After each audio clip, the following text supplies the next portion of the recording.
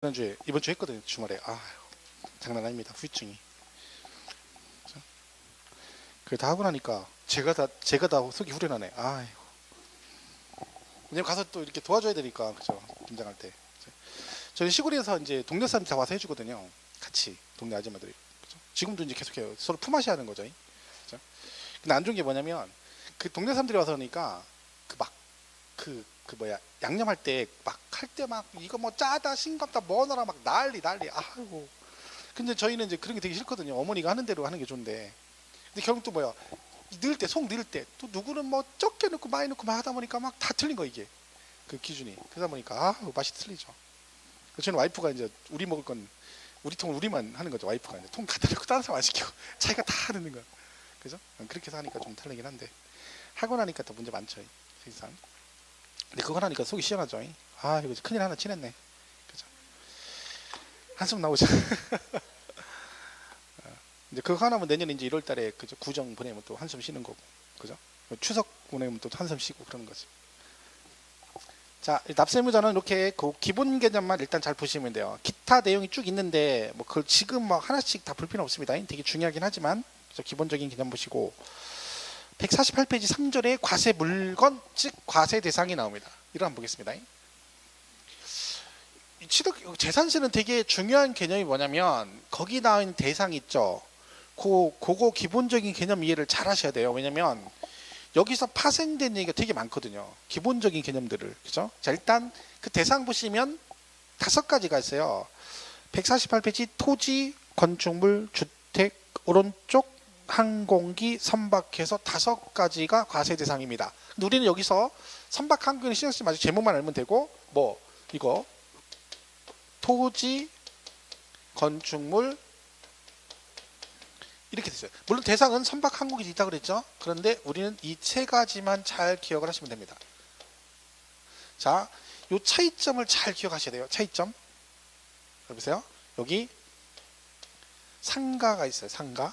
일반 상가가 있고 여기 만약에 주택이 있다. 예를 들면 이렇게 돼 있다. 주택이 있어요. 주택이에요. 자, 이걸 우리가 뭐라고 하냐면 건축물 그러고 얘를 토지라고 그러죠. 그죠? 얘도 마찬가지죠. 건축물, 토지 이렇게 돼 있습니다. 자, 여기 잘 기억하세요. 자, 여러분이 상가를 갖고 만약에 상가를 가지고 계시다. 그럼 재산세가 나오죠. 그럼 이 재산세 나올 때 이 건축물하고 토지를 한꺼번에 합해서 세금을 계산해서 나옵니까? 아니면 토지, 건축물 따로따로 세금이 나올까요? 따로따로 나와요. 그러니까 상가를 갖고 계시면 토지분 재산세 나오고 건축물분 재산세가 따로 나와요. 얘는 그래가지고 건축물은 7월 달에 나오고요. 얘는 9월 달에 나와요. 그러니까 건물 하나인데 재산세는 건물 따로 토지 따로 세금이 나옵니다. 자, 여기 주택이 있습니다. 시골에 단독주택이 있다 쳐봐요. 여러분 단독주택이 있어요. 그러면 그때 우리가 나 시골에 단독주택이 있다, 주택이 있다고 얘기하잖아요. 그때 표현이 건물만 말합니까? 토지까지 포함해서 우리가 보통 얘기를 합니까? 그렇죠. 일반적으로 전체, 그죠? 이 전체를 뭐라고 그래요? 주택이라고 표현하죠. 마찬가지예요. 법에서도 우리가 세법상 주택 그러면 건축물만 말하는 게 아니라 무엇도 포함한다? 그죠? 부속 토지를 포함해서 뭐라고 그래요? 주택이라는 표현을 써요. 자, 그럼 보세요. 얘가 지금 주택이라고 되어 있네요. 그럼 주택분 재산세가 나온다는 얘기죠. 그럼 이 주택은 재산세 부과할 때 토지와 건축물을 따로따로 계산할까요? 한꺼번에 계산할까요? 한꺼번에. 왜냐면 얘처럼 건축물 따로 하고 토지 따로 하면 그러면 여기다 굳이 주택이란 말 쓸 필요가 없는 거죠. 왜? 그냥 모든 건물 주택 다 어떻게 하면 돼? 토지는 토지분 재산세, 건축물은 건축물분 재산세 이렇게 하면 되죠. 근데 세법상 주택이란 말은 이 2개를 합해서 주택이라고 한다 했잖아요. 그러니까 결론은 뭐다? 주택은 어떤 경우든 이 건축물과 토지를 따로따로 세금을 계산하는 경우 있다 없다? 없다. 이게 제일 중요한 개념이에요. 어떤 경우도 뭐가 없다고요? 주택은 토지, 건축물 따로따로 과세하는 경우 있다 없다? 없다. 됐죠? 자, 근데 이런 경우가 있어요. 주택인데 남의 땅에다가 집을 짓고 살아요. 그럴 수 있죠. 그러니까 한마디로 토지와 건축물의 소유자가 달라요. 자, 이런 경우에 주택분 재산세는 토지와 건축물을 따로따로 계산할까요? 한꺼번에 계산할까요? 근데 금방 뭐라겠어. 주택은 어떤 경우든 따로따로 없다 했잖아.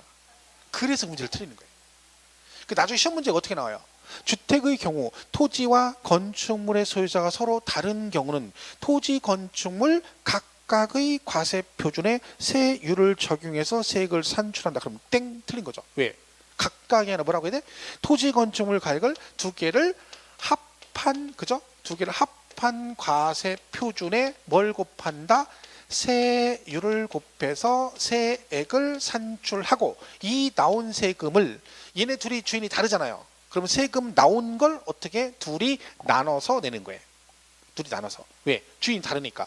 이걸 따로따로 계산하는 게 한꺼번에 계산해서 주인이 다르면 안분해서 나눠서 내는 겁니다. 안분해서 나눠낸다. 그죠? 그러니까 만약에 얘가 뭐 30만 원 나왔다. 그러면 얘가 이제 공시가격, 시가 표준의 비로 나누어서 비율대로 세금을 내는 거지, 이걸 따로따로 계산하는 게 절대 없습니다. 그러니까 여기서 가장 중요한 개념이 그거예요. 주택은 항상 토지 건축물을 합해서 주택이라고 한다. 그래서 따로따로 하는 경우는 없다. 그걸 항상 머릿속에 넣고 있어야 돼요.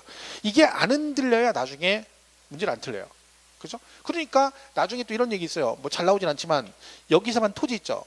재산세 과세 대상 토지란 이런 것을 말한다 해놓고 밑에 이때 이 토지에 주택의 부속 토지는 포함한다 안 한다?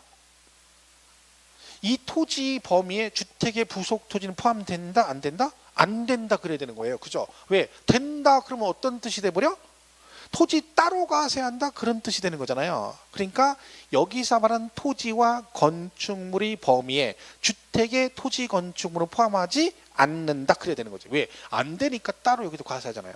뭐 그런 것들이 다 같이 언급이 됩니다. 시험 문제. 그죠? 그죠? 그걸 잘 기억하셔야 돼요. 그래서 여기는 항상 한꺼번에 간다.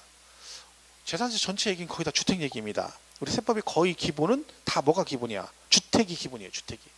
토지가 아니라. 그죠? 그러니까 재산세 이 주택 얘기가 엄청 많아요. 여기서만 이제 고급 주택, 겸용주택, 뭐 다가구 주택, 막 기타 등등 막 나옵니다. 주택 얘기가 다 그 얘기예요. 잘 보세요. 그러면 여기서 파생된 게 뭔지 보세요. 요거 있죠, 이거 한꺼번에 계산하는데 여기서 나온 얘기 여러 가지가 있는 거예요. 지금처럼 토지 건물 소유자가 달라도 한꺼번에 계산해서 나온 세금을 안분해서 낸다 이런 말도 많이 나오고, 그 다음에요. 잘 보세요. 얘 보시면 얘는 건물을 하는데 세금은 건축물부는 7월 달에 내고 토지부는 9월에 냅니다. 결론은 어쨌든 결론은 세금을 한꺼번에 내지 않고 분산해서 나눠내는 효과가 있잖아요. 그렇죠? 근데 주택은 그게 안 되잖아요. 왜? 항상 어떻게 해? 한꺼번에 계산했잖아. 그럼 얘하고 형평성이 안 맞죠. 왜? 얘네들은 일부는 7월, 일부는 9월에 내는데 얘는 한꺼번에 항상 세금을 내. 그렇다고 얘를 똑같이 이렇게 할 수는 없어. 그러니까 어떻게 한다? 얘네들은 이 세금이 나오면 만약에 30만 원 나왔다. 그럼 이거를 얘네들이 7월 달, 9월 달에 세금을 내니까 얘도 어떻게 해? 요 세금을 7월하고 9월에 나눠내는 거예요. 그래서 7월 달에 반절 내고 9월 달에 반절 내는 거야. 그러니까 주택은 왜 2분의 1씩 내느냐? 그게 이런 뜻이라는 거죠. 왜 그런다고요? 얘는 얘네처럼 토지 건축물 따로 과세 못하니까 얘는 한꺼번에 세금을 계산해서 얘도 분산해서 내는 효과를 주기 위해서 어떻게 한다? 그 나온 세금 자체를 얘네가 7월 9월에 내니까 너도 7월 9월에 나눠서 내라. 근데 어떻게? 반씩 나눠내라 해서 2분의 1은 7월 달에 나오고 2분의 1은 9월 달에 세금이 나옵니다. 재산세가. 자, 근데 그럼 그래서 우리에서 얘네가 2분의 1씩 내는 거예요. 주택은. 자, 그럼 여기서 또 문제가 생겨요. 어떤 문제? 자, 2분의 1씩 나왔는데요. 자, 재산세 계산했더니 주택 재산세 5,000원 나왔어. 5,000원. 그럼 세금 뭐가 어떻게 해요? 2,500원은 7월 달에 보내고 2,500원은 9월 달. 이건 누가 봐도 좀 불합리하죠. 법은 그렇지만 그래서 예외 규정이 있는 거예요. 뭐 아무리 그래도 무조건 2분의 1씩 하지 말고 짜잘한 금액은 한꺼번에 부가징수 할 수 있다는 규정이 있습니다. 그게 어디에 있는 거예요? 주택에 있어요. 그 기준이 얼마냐면 20만 원 이하만 이런 규정이 있어요. 지금 외우는 거 아니에요? 이걸 한꺼번에 요걸 가지고 설명하는 거야. 20만 원 이하면 한꺼번에 부가징수 할 수 있다. 무조건 아니고 해도 되고 안 해도 되는 거예요. 그럼 20만 원 이하로 나오면 어떻게 한다는 거야? 반씩 부릴 수 있고 아니면 한꺼번에 부과할 수도 있다는 뜻입니다. 자, 그러면 만약에 20만 원, 15만 원 나왔어. 그러면 남양주시에서 7만 5천 원, 7만 5천 원 이렇게 할 수 있지만 어떻게 할 수 있다는 거예요? 한꺼번에 15만 원 이렇게 할 수도 있다는 뜻입니다. 그러면 고지서가 한 번만 나온다는 얘기죠. 그러면 7월하고 9월 달 중에 몇 월 달에 징수를 할까요? 7월 달이에요. 왜? 빨리 걷는다니까, 빨리 걷는. 그래서 주택은 20만 원 이하면 7월 달에 한꺼번에 부가징수 할 수 있다. 이게 올해도 시험에 나왔죠. 20만 원이면 9월 달에 아니고, 야, 이런 것도 틀린 사람 있어. 돌아버리는 거지. 올해 그리고 얘가 개정사항이었거든요. 사실은 개정사항. 작년까지 10만 원이었어. 10만 원 이하면 한꺼번에. 올해부터 20만 원 이하로 바뀐 거거든. 그 시험에 나왔어. 이런 것도 틀려. 개정사항을 입이 닳도록 이야기하고 나중에 프린트도 나눠주고 이거라도 읽고 가라고 그렇게 열변을 토했는데 돌아버리는 거죠. 말 참 안 듣습니다. 일관성 있게 처음부터 끝까지 징그럽게 안 들어요. 그래서 참 일관성이 있어. 그죠? 이게 다 주택 얘기예요. 그러면 시험에 뭐라고 하나 이게 틀리게 나오려면 토지분 재산세의 경우 20만 원 이하면 7월 달에 한꺼번에 맞았다 그러면 안 되는 거죠. 왜? 토지는 원래 7월 달에 나와 9월에 한꺼번에 내고 건축물은 7월에 한꺼번에 내요. 뭐만? 주택만. 왜 그런다고요? 2분의 1씩 나눠서 고지서가 2번 나가니까 일거리도 많아지고 비용도 많이 드니까 짜잘한 금액은 한꺼번에 할 수도 있다라는 규정을 둔 거죠. 그래서 걔가 20만 원이면 7월에 한꺼번에 이렇게 있는 거예요. 그렇죠? 이게 다 주택 얘기잖아요. 전부 다. 뭐 기타도 주택 얘기가 많습니다. 그렇죠? 그런 거고. 자, 나온 김에 자 보세요. 얘가 지방세는 제가 아까 자, 지방세는요, 재산세는 물건별 과세라고 그래요. 물건별. 무슨 얘기예요? 그 부동산 하나하나에 대해서 각각 부과한다 그런 뜻입니다. 재산세는. 자, 근데 여기 예외가 있습니다. 다 긴데 예외적으로 얘가 합산하는 게 있긴 있어요. 합산. 그죠? 자, 근데 잘 보세요. 이 말이 뭔 뜻인가 볼게요. 이 말. 물건별 과세란 말이. 자, 여러분이 남양주시에 본인 명의로 아파트 2채가 있어요. 자, 그럼 재산세 계산할 때 이 2채를 한꺼번에 합해서 계산할까요? 주택별로 따로따로 세금을 계산할까요? 따로따로 해요. 주택별로 따로따로. 그러니까 아파트가 100채를 가지고 있어도 한꺼번에 합산 안 하고 따로따로 계산해요. 근데 이 말하고 엉키면 안 돼요. 이거는 집이 하나일 때 세금 과세할 때 어떻게 한다는 계산할 때 토지 건축물을 따로따로 계산하지 않고 한꺼번에 한다는 얘기고, 그리고 아파트를 여러 채 가지고 있을 때는 합산한다 안 한다? 안 하고 주택별로 뭐 한다고요? 각각 계산합니다. 자, 시험에 기출문제로 여러 번 나왔어요. 뭐라고 나와? 이렇게 나와요. 동일 시군 내 2개 이상을 주택을 소유한 경우에는 그 주택의 과세 표준을 합한 과세 표준의 세율을 적용한다. OX. X예요. 왜? 합하지 않잖아. 2개는 아파트는. 주택별로니까. 근데 그게 정답으로 나왔어요. 틀린 걸 골라라. 이게 기출문제예요. 그럼 이게 지금 여러분 처음 듣는 얘기인데 이게 어려워요? 안 어렵거든요. 맞출 수 있잖아. 근데 뒤에가 엉켜요. 나중에 뭐 하면 그냥 얘가 엉켜. 얘하고. 아니 언제 또 합한 다음에 얘 얘기고 이거는 합해서 계산하고. 근데 이런 주택이 여러 개 있으면 걔는 주택끼리 합산한다 안 한다? 안 한다니까요. 그 얘기를 내는 거예요. 시험 문제가 별거 없다니까. 근데 그거를 나중에 이것 때문에 엉킨다고 참나 이거 다 이런 거라니까 문제 자체가. 그러니까 주택의 개념이 되게 중요한 거죠, 이거는. 그렇죠? 그래서 그런 개념만 잘 이해를 하시면 돼요. 여기서 파생된 얘기들이 많이 나오는 거죠. 그래서 우리 그 납세 의무자 잠깐 보시면 다시 보면 그 뭐 볼게요. 146페이지 보세요. 146페이지 맨 위에 2번 있죠. 146페이지 맨 위에 2번 찾으셨나요? 주택의 건물과 부속 토지 소유자가 다를 경우 그렇게 나왔잖아. 그러면 그 주택에 대한 산출 세금을 한꺼번에 계산하고 그 나온 세금을 어떻게 한다? 안분해서 낸다는 거. 나눠서 낸다 했지. 그죠? 이게잖아. 이게잖아. 이걸 한꺼번에 해서 세금이 나오면 예를 들면 이렇게 한꺼번에 계산해서 30만 원 나왔다. 그럼 이걸 어떻게 한다고? 얘네 둘이 다르니까 서로 나눠서 세금을 낸다. 네. 각자 나가겠죠. 주인이 2명이니 주인이 다르니까 얘한테 나오고 얘한테 나오겠죠. 나눠서. 그렇죠? 아니 얘한테 보내야죠. 병이 같으면 한 명한테 내보내면 안 되잖아요. 그죠? 각자 내는 거예요. 각자. 지분대로. 그죠? 공동명의 있죠. 공동명의. 이것도 마찬가지예요. 공동명의도 지분 따라 내는 거예요. 지분 따라. 지분에 따라 따로 내는 거죠. 그러니까 이건 무조건 개인별로 가는 거죠. 그래서 여기선 안 분해요. 그러면 구분이 안 돼 있잖아. 그럼 뭘로 해? 공시가격으로 가요. 공시가격. 지방세는 무조건 뭘로 가? 시가 표준액으로 합니다. 시가 표준. 이 집은 막 많이 나오는 얘기예요. 그죠? 이것도 기본 개념은 뭐예요? 따로따로 없고 한꺼번에 세금을 계산을 낼 때도 뭐 한다. 따로따로 내는데 따로따로 낸다겠죠. 그럼 따로따로 내는데 금액 구분이 안 됐으니까 뭐를 해? 분류를 하죠. 뭘 기준으로 나눈다? 공시가격인 시가 표준액으로 안보를 해서 냅니다. 그죠? 그런 거죠. 이게 나중에 하나만 할 때는 괜찮은데 다른 것도 같이 공부하면 엉켜버려요. 그럼 이제 그때가 헷갈리기 시작하는 거야. 지금은 안 헷갈리죠. 그죠? 안 헷갈리는 게 좋은 거 아니에요? 헷갈리는 게 좋은 거라 했죠. 헷갈리는 게 아는 게 있어야 헷갈리는 거예요. 아는 게 없으면 안 헷갈려요. 그죠? 그러니까 빨리빨리 헷갈려야 되는 거죠.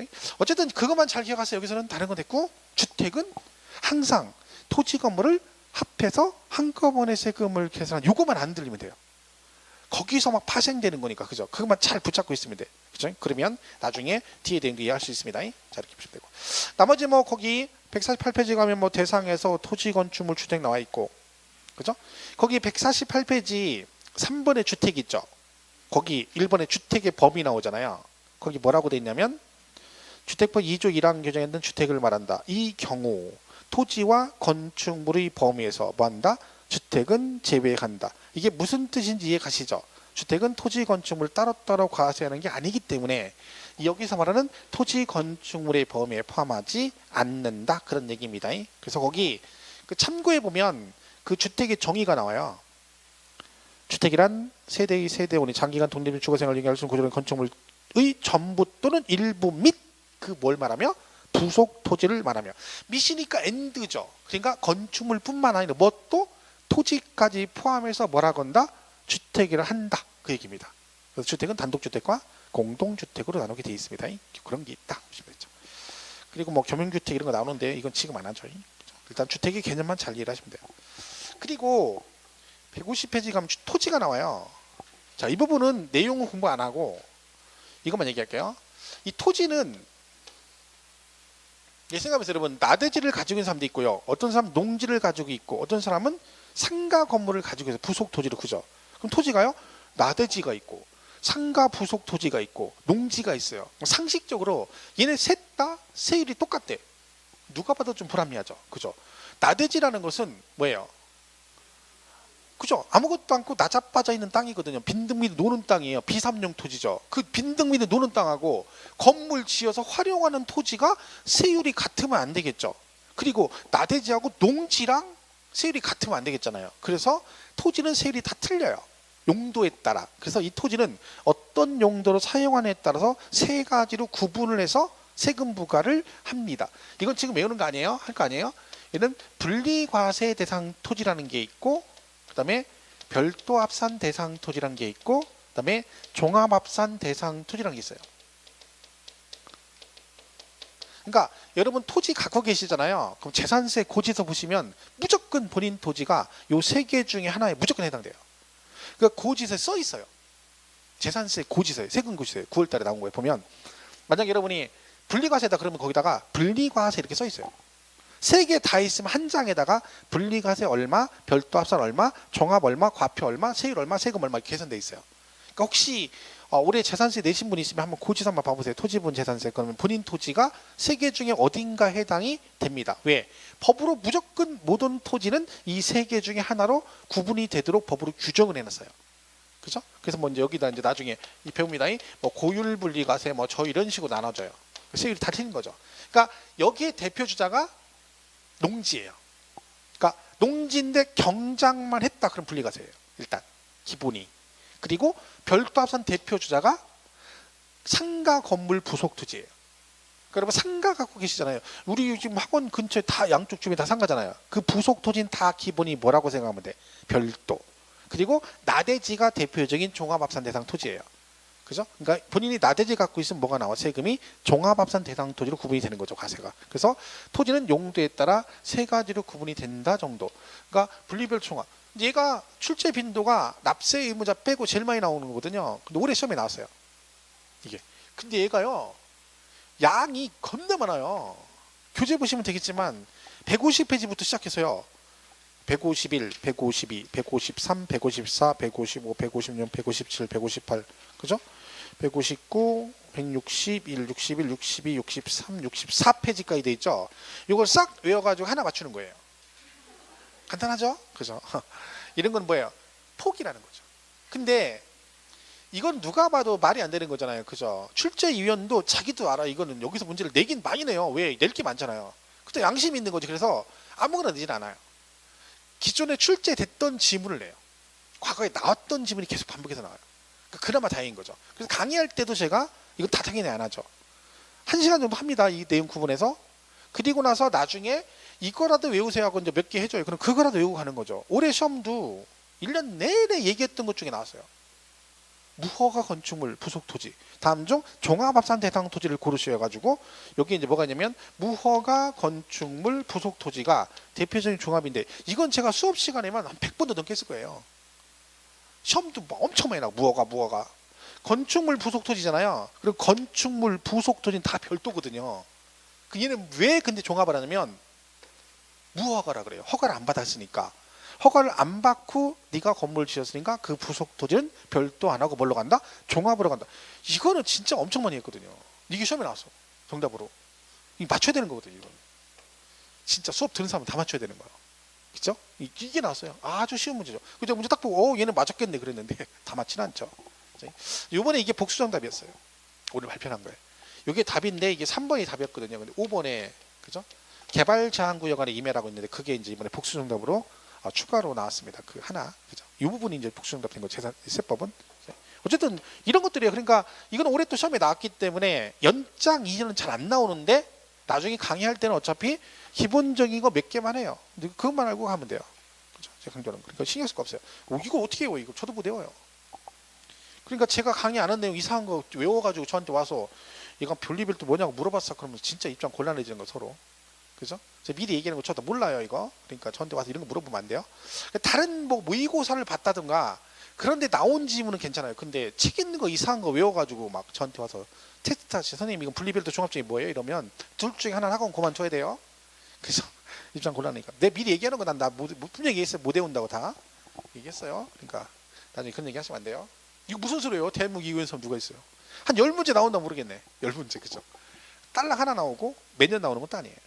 이건 나중에 제가 1시간 정도 수업을 할 거예요. 왜 그런지에 대해서. 그죠? 하여튼 그래서 이거는 기억하셔야 돼요. 토지가 용도에 따라 세 가지로 구분된다는 건 알고 가야 돼요. 그래서 분리별도 종합이 있다. 왜? 이게 나중에 종부세 문제가 발생하거든요. 종부세. 그죠? 종합부동산세는 얘만 내요. 토지는 얘는 안 내요. 종부세를 분리가 사는. 뭐 그런 것들 때문에 우리가 구분을 좀 하셔야 됩니다. 그건 나중에 보시면 돼요. 그죠? 하여튼 토지는 세 가지가 있다. 뭐다? 용도에 따라서 분리, 별도, 종합으로 구분이 된다. 이것만 기억하시면 된다. 자, 보시면 되겠죠. 그 다음에 사전의 비과세는 지금 안 보셔도 됩니다. 얘도 단독으로 잘 안 나와요. 작년 시험에 한번 나왔어요. 작년에. 굉장히 특이하게. 그죠? 그러니까 여러분 시험 볼 동안은 다시 안 나온다 보면 되죠. 있고, 168페이지 가면 뭐 있어요? 5절에 과세 표준이 납니다. 이건 뭐 있습니까? 과세 표준. 과세 표준. 이렇게 돼 있죠. 아이고 오늘 발표나 가지고 오늘 또 저녁에 여기 근처에 또 저기 한 사람들 부하라 마셔라 하겠네 오늘부터. 그죠? 그다음 밀린 술 다 먹고 막 하겠죠. 원래 합격자 발표하는 날은 저녁 때 돌아다니면 막 다 만납니다. 가는 데마다 막 술집 가는 데마다 있어. 1차, 2차 막 3차 가고 그러는 거죠. 밀린 거. 특히 이제 마음 졸이기 있던 분들이나 아니면 하나 차이로 떨어졌다가 이번에 구제받은 사람들이 이제 막 그냥 계속 이제 술 푸는 거지 이제. 그죠? 이번 주에 합격자 모임 다 하거든요. 학원마다. 오늘부터 해요. 오늘부터 하나 나면 되게 막 오늘부터 이번 주에 하죠 다 거의. 그죠? 저희도 참석을 많이 하는데 수업 때문에 다 못 가죠. 저도 가긴 해야 되는데 못 가죠. 계속 수업이 있어가지고. 가면 뭐 있어요. 뭐 술 먹고 이제 막 옷 입고 오죠. 막 그동안 시험 지금 시작할 때 입었던 옷은 내년에 못 입습니다. 일반적으로. 왜 그런지는 가보면 알아요. 그러니까 지식과 지방이 동시에 늘어요. 그래가지고 그것이 안 맞아요. 근데 입고 왔어요. 막 호흡 조절 못하는 거죠. 막 숨 못 쉬고 막그 숨 안 쉬어져가지고 그죠? 이게 쪼이는 것도 한계가 있거든요. 쪼이는 것도 한계고 스판도 한계가 있어요, 여러분. 그게 무제한으로 하는 게 아니거든요. 그게 있어요. 그게 어디야? 숨 호흡 조절 안 되더라도 합격한 게 얼마나 좋아요, 그죠? 미장원 세팅하고 오죠. 미장원 머리 싹 세팅하고 화장 싹 하고 못 알아봐요. 그죠? 누구시냐고 막 누구신 어디서 많이 본 사람인데 막 이래죠. 그죠? 오늘 뭐 이제 다들 술 드시고 하겠죠. 오늘부터 이번 주 내내 하겠네요. 그죠? 여러분도 얼마 남았어요? 내년 뭐 그죠? 10월 달이니까 금방이죠. 1년 남았네 1년. 그죠? 1년 후에 합격점을 하겠죠. 자, 168페이지 과표. 얘는 잘 보세요. 재산세죠. 얘는 거래 금액이 있다 있어 없다 있어? 없다 했잖아요. 거래 금액이 없어요. 그러니까 매매 거래 금액이 없기 때문에 내가 가서 금액 신고를 할 수가 없어. 그래서 누가? 과세권자가 직접 자기들이 세금을 계산해서 우리한테 고지서를 보내줍니다. 근데 문제는 뭐라겠어요? 남양주시도 그 부동산의 이 부동산의 가격이 얼마인지 모르잖아요. 왜? 거래 금액이 없으니까. 그래서 뭐가 있다 했어요. 걔네들이 생각할 때 이 건물의 가치는 요 정도, 최소한 이 금액은 갈 것이다라고 정해놓은 금액이 있습니다. 그걸 우리가 뭐라고 한다 했어요. 공시가격이라는 데 있죠. 공시가격. 그죠? 이거 한번 있었죠? 자, 공시가격인데 얘는 용어가 몇 개가 있다고요? 2개가 있다 했죠. 하나는 기준시가가 있고 또 하나는 뭐가 있다? 시가표준액이 있다 그랬어요. 시가표준액. 똑같은 거예요. 근데 용어만 다르게 쓴다 그랬습니다. 해서 얘는 국세에서 쓰는 말이고 얘는 어디서 쓴다? 지방세에서 사용하는 말입니다. 둘 다 공시된 가격인데 용어만 다르게 쓰는 거죠. 아까 그래서 우리 재산세 할 때 좀 전에 주택은 토지 건물 수요가 달라도 한꺼번에 세금 계산해서 안 분한다고 했잖아요. 무엇을 기준으로 하여? 걔는 아까 뭐라고 나왔어? 이거라 했잖아요. 시가표준액. 그래. 왜? 지방세니까 그런 거예요. 지방세. 그죠? 항상 우리가 이 공시가격을 가지고 계산합니다. 보유세는 거래 금액이 없기 때문에. 그럼 재산세도 마찬가지고 보유세 우리 2개 배워요. 뭐? 재산세하고 또 뭐 있어? 국세 중에 종합부동산세죠. 그러니까 종부세도 세금 계산 뭘로 해요? 공시가격으로 가요. 그러니까 종부세 할 때 뭐는 몇 프로 공시가격이 뭐 6억 초과 80억 초과 막 금액이 나오거든요. 다 그게 뭘 말하는 거야? 공시가격을 말하는 거죠. 공시가격. 그죠? 보유세는 공시가격으로 합니다. 근데 용어가 다르다. 그죠? 기준시가. 국세는 기준시가. 지방세로 본다고요? 시가 표준액. 그렇습니다. 그러면 재산세는 세금 계산을 뭘로 하겠어요? 이걸로 하겠죠. 그죠? 당연히 이걸 하는 거예요. 왜? 보유세니까. 거래 금액이 없어. 그래서 얘는 뭘로 간다? 시가 표준액. 그렇게 돼 있어요. 공시가격이니까 시가 표준액. 언제 기준일까요? 얘는 그러면 재산세는 항상 언제 기준이라 했어요? 6월 1일이라 했죠. 그죠? 6월 1일. 과세 기준입니다. 내일 언제다? 6월 1일 이렇게 돼 있어요. 그렇죠? 이렇게 된 거죠. 그러니까 6월 1일 현재 공시가. 그러니까 내년도 재산세 과세할 때 과세 표준이 얼마인지는 아직 몰라요. 그죠? 왜? 내년도 건 언제? 내년 6월 1일 가서 그때 공시된 공시가격을 가지고 세금을 부과합니다. 그럼 토지건축물은 6월 1일 전에 공시를 하거든요. 내년 거. 그죠? 여러분 제가 말했잖아요. 지나가다 보면 4월 5월 이때 되면 막 프랜카드 붙는다니까. 프랜카드. 그게 뭐라고 돼 있어요? 뭐 개별 공시지가 열람 및 이신청 기간 해가지고 막 그런 게 붙어요. 그게 뭐예요? 걔네들이 결정해서 공시했으니까 주인들이 와서 확인해보고 불만 있으면 얘기하라 그런 뜻입니다. 그래서 얘기 없으면 요걸 가지고 그대로 세금 부과를 하겠다 그런 뜻이죠. 그죠? 그걸 우리가 뭐라고 그래요? 시가 표준에 그래요. 언제 기준이요? 6월 1일 현재 이걸로 간다. 이게 원칙이에요. 원칙이라는 얘기 뭐가 있다는 거? 예외가 있어요. 자, 여기 뭐가 있냐? 여기다가 이런 말이 나와요. 공정 시장 가액 비율. 이게 말이다. 자, 공정 시장 가액 비율. 자, 가만히 생각해 보세요. 이 비율 있죠, 비율. 그러니까 여기 이게 만약에 10만 원이라고 쳐봐요. 그럼 여기다 일정 비율을 곱한다는 얘기죠. 그럼 이 비율이 100%가 넘겠어요, 안 넘겠어요? 상식적으로. 공시가격 세금 부과할 때 얘가 10만 원이야. 그럼 여기다가 110% 이런 식으로 하겠어요? 100%보다 밑이겠어요? 그쵸. 얘가 이걸 넘어가면 가만 안 있죠. 세금을 막 왕창 내라는 얘기잖아. 그러니까 여기다 비율을 곱해준다는 얘기는 상식적으로 원래는 100% 세금을 다 내야 되는 게 원칙인데 니네들은 그 밑으로 그러니까 다 내지 말고 일정 비율만큼만 내라고 법으로 정한 걸 그 말. 그죠? 이게 비율이에요. 근데 과거에는요 어떻게 돼 있었냐면 이 비율이 50%에서 무조건 50%. 그러니까 과세 표준 적용 비율 그래서 50%만 세금을 냈어요. 그럼 만약에 10만 원이면 얼마? 50% 곱해서 얼마? 5만 원만 세금을 냈었거든요. 법으로 이렇게 돼 있었어요. 근데 얘가 바뀐 거죠. 노무현 대통령 때. 그러니까 노무현 대통령이 대통령 되면서 대통령이 새로 되면 정책 기조 같은 거 막 하잖아요. 그 뭐 선거 공약 같은 것도 있고. 그때 얘기했던 게 뭐냐면 이런 말을 했어요. 내가 대통령이 되면 거래세는 낮추고 보유세는 높이겠다 이렇게 얘기했어요. 이 거래세를 낮춘다는 얘기는 거래세는 뭘 말할까요? 취득세하고 양도세를 말해. 취득세, 양도세. 왜? 사고 팔 때 내는 세금을 말하는 거죠. 그러니까 내가 사고 팔 때 세금을 낮춰주면 거래가 많이 될 거다 그런 얘기죠. 그걸 낮추고 그다음 뭐는 보유세를 높이기, 투기를 방지하기 위해서 보유세를 높여. 그럼 여러분 재산세를 높이려면 어떻게 하면 돼요? 제일 좋은 건 얘를 높이면 되죠. 세율을 높여버리면 되잖아요. 그럼 세금이 많이 나오죠. 그걸 안 건드렸어요. 요 비율 있죠. 50%. 요게 고정돼 있었는데 이거를 올린 거예요. 1년에 5%씩 올라가. 법을 그렇게 바꿨어요. 그러니까 올해는 50% 내고 내년에는 55%, 60%, 60 이렇게 되나요. 그러면 얘가 똑같은 10만 원이어도 5만 원, 5만 5천 원, 6만 원 점점 과표가 커지죠. 그럼 세금이 점점 많이 나오게 돼 있어요. 이렇게 바꿨어요. 왜냐하면 이걸 바꾸려면요 국회 통과를 해야 돼요. 국회 통과가 쉽지 않죠. 지금도 예산한 지 얼마 안 남았는데 또 뭐 해가지고 뭐 안 된다고 둘이 또 쭉쭉 싸우잖아요. 걔들 한 일이 그거니까. 세워라 대우라. 이거를 근데 시행령이에요. 시행령. 대통령령. 시행령은 뭐예요? 대통령령이니까 국무회의 의결하면 끝나는 거예요. 국회의원 상관없잖아요. 그러니까 이게 고정돼 있던 걸 올린 거죠. 이렇게 바꿨어요. 근데 문제가 생긴 거야. 왜?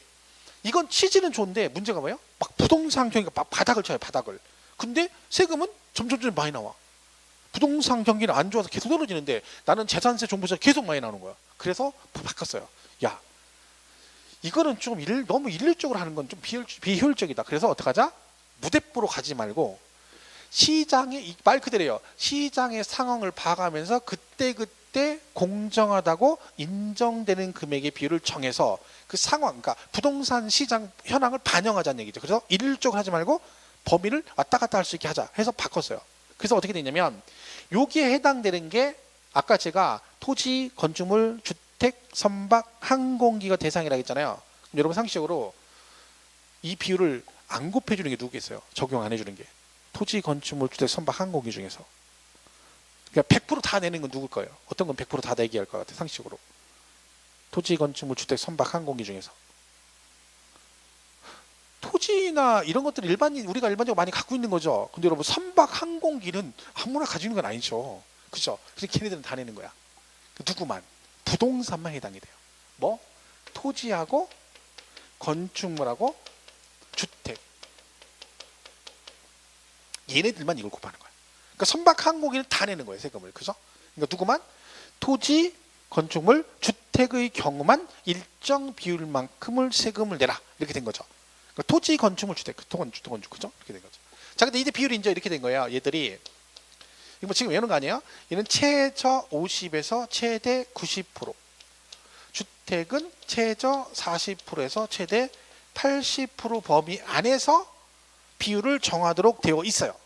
그러니까 주택에 혜택을 준 거죠. 왜? 주택은 서민생활과 밀접한 관계가 있잖아요. 현재 어떻게 돼 있어요? 현재 얘는 70, 얘는 60 이렇게 돼 있어요. 올해도 이렇게 나왔어요. 시험에 저희 재산세가. 그러니까 여러분 올해 주택분 재산세 내신 거 있죠? 그럼 원래 시가편에 몇 프로만 낸 거야? 60%만 낸 거예요. 토지 건축은 몇 프로만 낸 거고 70%만 세금을 낸 거죠. 근데 이게 고정된 건 아니라는 거지. 왜? 경기가 막 좋아지면 얘가 어떻게 되는 거예요? 90까지 올라갈 수 있다는 거고 경기가 나빠지면 60, 40, 50까지 60에서 50까지 갈 수도 있다는 뜻입니다. 그러니까 이런 식으로 법을 바꾼 거죠. 법을. 이걸 우리가 뭐라고 그래요? 공정시장 가액비율 그래요. 자, 그럼 잘 보세요. 이 공정시장 가액비율은 누구만 해당된다고요?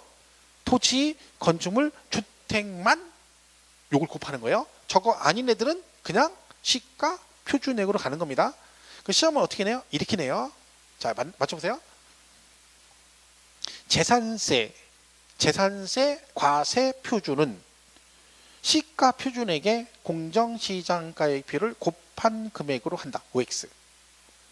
재산세 과세 표준은 시가 표준액의 공정시장가액비율을 곱한 금액으로 한다.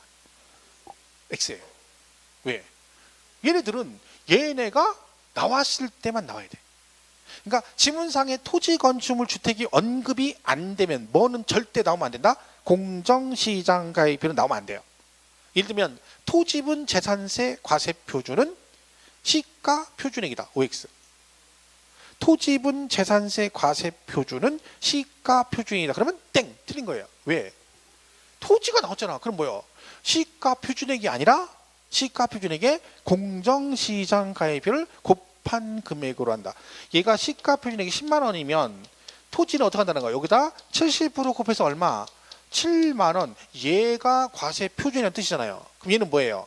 얘가 시가 표준액이잖아. 그럼 시가 표준액의 공정시장 가액비를 곱한 금액 이렇게 하는 거지.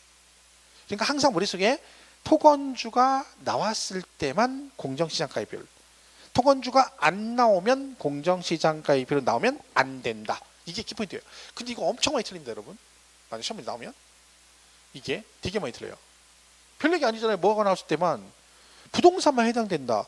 얘네가 나오면 얘가 나와야 되고 얘네가 안 나오면 얘는 무조건 나오면 안 된다. 그죠? 아까 제가 재산세 과세 표준 그랬잖아요. 그럼 뭐라고 해야 돼? 그냥 시가 표준에 그래야 되는 거예요. 근데 재산세 그랬는데 공정시장 그러면 모든 재산세가 다 공정시장가의 비율을 곱한다는 뜻이 돼버리죠. 선박항공인 아니라니까. 그죠? 간단한 얘기죠. 자, 원칙은 뭘로 간다? 시가 표준액이다. 근데 이제 뭐가 나오면? 토건주가 나오면 뭐가 나와야 된다? 공정시장가의 비율이 말이 꼭 나와야 된다. 요거 가지고 문제를 내는데 자꾸 틀리는 거죠. 사실은 여기 하나 더 있거든요. 여기서 개인이건 법인이건 다 뭘로 간다? 시가 표준액이다. 근데 여기 되게 많이 틀려요. 지금은 잘 모르는데 이 법인이 나오잖아요. 그리고 취득세 배울 때 사실상 취득가액 그래서 국수 공판장 할 때 그 법인 장부 나오잖아요. 그럼 법인은 장부가액 입증되면 그 금액으로 간다. 그거를 막 열심히 공부하면 그거 모르는 사람 없거든요. 나중에 어떤 부작용이 생겨? 법인만 나왔다 그러면 뭐래? 장부가액 이렇게 하는 거예요. 그 시험 문제 뭐라고 내요? 이렇게 내요. 재산세 법인의 경우는 법인 장부가액을 재산세 과세 표준 이렇게 내요. 그럼 맞았다 골라요. 아니죠. 다 뭘로 가? 이걸로 가야지. 왜? 여러분 생각해보세요. 개인이건 법인이건 거래 금액이 있어 없어? 없다니까. A라는 회사가 토지를 가지고 있어요. 그럼 재산세 부과하잖아. 그럼 거래 금액이 있어 없어? 없죠. 그럼 뭘로 계산해야 돼? 시가 표준액이지. 시가 표준 똑같이. 근데 개인은 시가 표준액하고 법인은 법인 장부가액 그러는데 그런 말이 안 되는 거죠. 근데 그렇게 내요. 실제로 기출로. 되게 많이 틀려요. 지금은 안 틀리지. 왜? 그 국수공판장 그것도 지금 뭔 얘기인지 모르니까. 근데 그게 이제 공부되면 막 장부만 나왔다면 이렇게 얘기하고 문제 풀고 그 다음 주에 모의고사 받아 또 틀려. 돌아버리는 거지. 제가 뭐 장담하지만 나중에 모의고사 볼 때 제가 그렇게 했거든요. 이번 주에 모의고사를 봐. 그러면 제가 오늘 수업이잖아요. 그럼 주말에 볼 때 약간 애매한 거 있어요. 그럼 수업 시간에 얘기를 해줘요. 1% 어떻게 하나 보려고. 자, 요건 이렇게 나와요. 이렇게 나오면 만 이렇게 나오면 이게 틀릴 수 있으니까 조심해야 돼. 그럼 알았대. 해놓고 시험 봐. 여기서 반 이상은 틀려. 그리고 그 다음 주에 가서 물어보면 아무 말도 안 해. 가만히 있어. 미친다니까. 그게 환장하는 거죠. 참 이게 공부가 어렵게 공부하는 게 저는 어렵게 공부할 필요가 없다고 생각하거든요. 항상 중개사 공부를 어려우면 한도 없어요. 어렵다 생각하면. 그죠? 근데 뭐 난이도 있는 건 저는 뭐 할 필요가 없다고 생각해요. 그냥 쉬운 것만 맞추면 돼. 이런 것들은 기본사항들이거든요. 잘 공부를 한다 치면은. 근데 이런 거 위주로 봐야지. 자꾸 어려운 거 문제 풀려고 하면 돼요. 자, 168페이지 보세요. 5절의 과표. 1번 토, 건축 그랬죠? 그러니까 과표에 뭐라고 돼 있어요? 토지, 건축물 및 주택에 대한 재산세 과세 표준은 시가 표준액이 아니라 시가 표준액에 그다음 뭐라고 돼 있어요?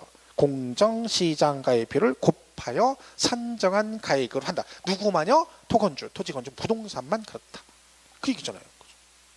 그래서 밑에 2번에 공정시장가액비율이 나와 있습니다. 그죠? 그래서 전체 범위를 정해놓고 토지 건축물 70% 곱하고 주택은 60% 이렇게 돼 있어요. 그럼 당연히 선박 항공기는 뭐겠어요? 100% 다 되는 거죠. 뭐라고 해야 돼? 그냥 시가 표준액이겠죠. 얘는 잘 물어보진 않지만 그죠? 그것만 다 구분하시면 돼요. 이게 다야. 이게 얘는 과표가 되게 간단하죠. 원칙 시가 표준액, 그 다음에 토건주가 나오면 공정시장가액 비율, 그리고 개인 법인 다 뭘로 간다? 시가 표준액으로 간다. 이게 끝이에요. 근데 그리고 나서 이거 이 정도겠죠. 이거. 근데 이거 가지고 문제를 내는데 그 문제를 틀려버리니까 그죠? 그건 조심하면 되죠. 자, 그래서 걔는 뭐 그렇다. 과표 간단하죠. 그럼 세율은 볼 거 없어요. 지금. 그죠? 그 세율 나와 있죠? 막 거기 걔도 뭐 170페이지, 71페이지 해가지고 쭉 나와 있네요. 그죠? 어디까지 돼 있어? 173, 174페이지까지 되네. 걔는 볼 거 없죠. 세율은. 그죠? 정리할 거 없습니다. 자, 그래서 하여튼 이게 기본 개념을 잘 이해하시면 돼요. 그러니까 집에 그 고지서 같은 거 세금 계산 있으면 한번 보세요. 그럼 거기에 가산금 있잖아요. 가산금. 아까 제가 가산금 부과됐죠. 이것도 다 거기 써 있어요. 고지서에. 영수증에 보면 거기에 뭐 언제까지 안 내면 가산금 얼마 붙고 그다음에 또 계속 안 내면 1개월 지날 때만 얼마 추가된다 그런 얘기 다 써 있어요. 그러니까 올해 거 보면 안 되겠다. 왜? 그 중과상금이 개정됐거든요. 비율이 개정돼가지고 그걸 보면 안 되겠네. 근데 그거 나중에 보시면 거기에 다 있어요. 그럼 이게 수업 듣는 거하고 실제 고지서 보시고 아 얘가 이렇냐 하는 것도 달라요. 느낌이. 시청각 교육이죠. 한번 보는 게 좋아요. 그죠? 그러니까 지나가서 이제 공부하시기 시작하면 관심 있는 것들 나오면 자꾸 봐야 돼요. 아 얘가 이 얘기구나 이게 이 얘기구나 그래야 되는 거지. 무심하게 지나가면 안 되죠. 연결돼서 좀 정리를 하시면 돼요. 어쨌든 재산세는 기본 개념에서 아까 말씀드린 뭘 잘 기억해야 된다? 주택 개념을 잘 이해하셔야 돼요. 다시 말씀드리면 주택은 뭘 말한다? 토지 건축물을 합해서 뭐라고 한다? 주택이라고 한다. 그래서 어떤 경우든 토지 건물 따로 가서 하는 경우는 없다. 이걸 항상 기억을 해주셔야 됩니다. 그죠? 그 175페이지 이제 부가징수 나오죠. 그래서 징수 방법. 자 기준일이 언제래요? 6월 1일. 여러분 잘 보세요. 이 말 있죠. 이걸 나중에 이렇게 생각할 수 있어요. 모든 세목에 과세 기준일이 나오면 얘는 6월 1일 이러면 안 돼요. 이 말 뜻은 이 날이 6월 1일이라는 뜻이 아니라 이 말의 해석은 뭐예요? 세금을 부과할 때 법적으로 기준이 되는 날이란 뜻이에요. 그럼 그 기준일이 모든 세목이 6월 1일은 아니죠.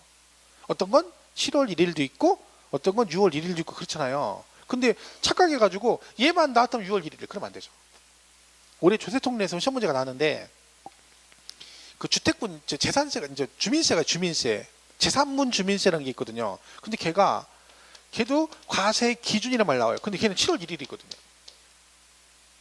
얘는 기준이 7월 1일이에요. 그러니까 주민세는 7월 1일 기준으로 세금을 부과한다는 뜻이고 재산세는 6월 1일을 기준으로 한다는 얘기인데 모든 세목에 이 날이 6월 1일 이렇게 이해하면 안 되는 거지. 우리가 재산세를 배우니까 이런 거지. 얘는 기준이 6월 1일, 어떤 애는 7월 1일, 어떤 애는 8월 1일 다 틀리다는 거지. 무대뽀로 그냥 모든 세목의 기준이 6월 1일 이렇게 이해하면 안 됩니다. 그죠? 얘가 6월 1일인 거죠. 그러니까 여러분 재산세가 6월 1일 기준이면 종합부동산세는 언제를 기준으로 부과할까요? 재산세는 언제가 기준일까요? 종부세. 응? 걔도 6월 1일이에요. 그러니까 여러분 종부세는 간단해요. 이렇게 이해하시면 돼. 종부세는 누가 내는 거야? 여러분이 종합부동산세 내려면 그 전에 뭘 내야 돼? 이게 맞나 보세요? 제 친구가 맨날 저한테 재산세 낼 때 되면 야, 난 재산세 낸다고 하면서 막 물어봐요. 너 얼마 내니? 난 안 내요. 예를 들면 그때 열받아가지고 내가 그 다음날 가서 내가 너 충격받아서 얘기 안 하려 했는데 내가 이래봐도 재산세는 안 내지만 이래봐도 종부세 낸 사람이야. 이렇게 얘기를 했어. 이게 말이 맞아요? 말이야 막걸리요? 막걸리 말이 아닌 거죠. 왜? 재산세를 내지 않으면 종부세 낼 수가 없습니다. 그러니까 종합부동산 누가 내는 거야? 재산세 낸 사람 중에서 그 중에서 그걸 합산해가지고 일정 금액이 초과되었을 때만 종부세를 내요. 그럼 종합부동산세는 기준을 따로 정한 게 아니라 다 누굴 따라가? 기본적으로 재산세를 따라가요. 그러면 얘가 재산세가 6월 1일 기준이죠. 그러면 6월 1일 기준으로 모든 세목을 계산하고 그리고 나서 얘가 뭐예요? 합산만 하는 거예요. 예를 들면 재산세가 별도 합산하고 종합합산하고 주택 있잖아요. 요 세 개가 종부세를 내거든요. 종합부동산 얘만 내요. 세 개만. 그럼 이건 어떻게 해? 먼저 뭘 내? 별도인지 종합인지를 뭘 가지고 재산세에 따라서 별도 종합을 구분한 다음에 이걸 뭐 하는 거요? 합산만 하는 거. 합산만. 전국 합산. 해서 얘는 별도는 80억 초과, 뭐 종합은 5억 초과, 주택은 6억을 초과하면 뭐가 나와? 종합부동산세가 부과가 되는 겁니다. 그래서 여러분 앞으로 전국의 모든 본인 명의로 되는 주택을 몽땅 합해서 공시 가격 얼마가 넘어가면 6억이 초과되면 그럼 뭐가 나와? 종합부동산세를 추가로 냅니다. 그 전에 뭘 내야 돼? 먼저 재산세 먼저 내는 거죠. 그럼 여러분 재산세 냈다고 종부세 다 내는 거 아니잖아. 그죠? 왜? 주택이 하나야. 근데 뭐 두 채가 있어. 근데 공시 가격이 3억짜리야. 합해서 얼마야? 6억이네. 6억을 초과할 때 내요. 그럼 6억까지는 안 내. 그럼 걔는 종부세를 안 내는 거예요. 그죠? 그러니까 뭘 먼저? 재산세 먼저 내고. 그 모든 기준이 누굴 따라가? 종부세는 재산세를 따라갑니다. 그럼 얘는 이날 기준으로 가니까 종부세도 결국 똑같이 가는 거죠. 기본 개념은 그렇습니다. 그러니까 나중에 재산세가 비과세가 됐어요. 그럼 종합부동산세는 낼까 안 낼까요? 비과세가 뭐예요? 재산세 안 낸다는 얘기죠? 그럼 종부세를 낸다 안 낸다? 안 내요. 똑같이 가. 그러니까 나 종부세 가면 종합부동산세 비과세 규정은 누구랑 똑같다? 재산세 규정을 준용한다 그래요. 준용은 갖다 쓴다. 똑같다는 얘기지. 그런 개념이거든요. 기본적으로. 그죠? 그러니까 그게 같은 얘기예요. 그죠? 그렇게 보시면 되겠죠. 그래서 과세 기준이 얘는 매년 언제? 6월 1일이다. 이렇게 하면 돼요. 그리고 이제 납기가 쭉 나옵니다. 납기. 아까 한 거죠. 자, 일단 뭐 진도는 거기까지 하고 오늘 배운 거 간단하게 정리를 하고 마치겠습니다. 많이 하면 또 공부 많이 한다고 잘하는 것도 아니고. 거기 부가징수는 다음 주에 하도록 하고요. 자, 이거 보겠습니다.